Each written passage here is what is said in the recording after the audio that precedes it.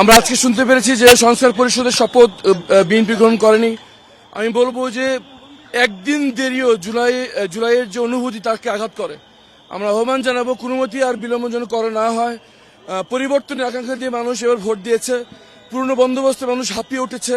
এই নতুন আকাঙ্ক্ষার বাস্তবায়নের নাম হচ্ছে জুলাই সনদ। এর অক্ষরে অক্ষরে পালন হতে হবে।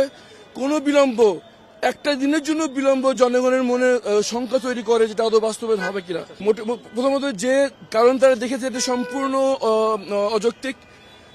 সেই ঘোষণায় যে অর্ডিন্যান্স এটা জারি করা হয়েছে সেখানে বলা আছে যে আমাদের সংসদ সদস্যদের শপথ গ্রহণ করাবেন তিনি এই কি বলে সংস্কার পরিষদের শপথ গ্রহণ করাবেন। এখানে যে যুক্তি তোলা হচ্ছে এটা খোরা যুক্তি। আমরা আহ্বান জানাবো আর কোনো বিলম্ব যদি না করা হয়, আমরা ভিতরে যে আমাদের নেতৃত্বে আমরা সিদ্ধান্ত নিব আমরা কি করব। কিন্তু আমরা মনে করি যে আজকে যে এই শপথটা হলো না, এটা জনগণের মনে প্রচন্ড আশঙ্কা সৃষ্টি করেছে।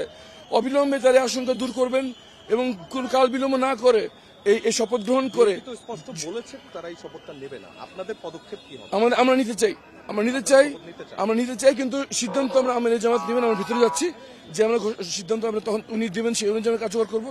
কিন্তু এই যে আজকে হলো না, এটা জনগণের মধ্যে আশঙ্কা তৈরি করছে। জনগণ শঙ্কিত যে আদৌ কি সরকারি দল পরিবর্তনের ব্যাপারে প্রতিপক্ষ কিনা।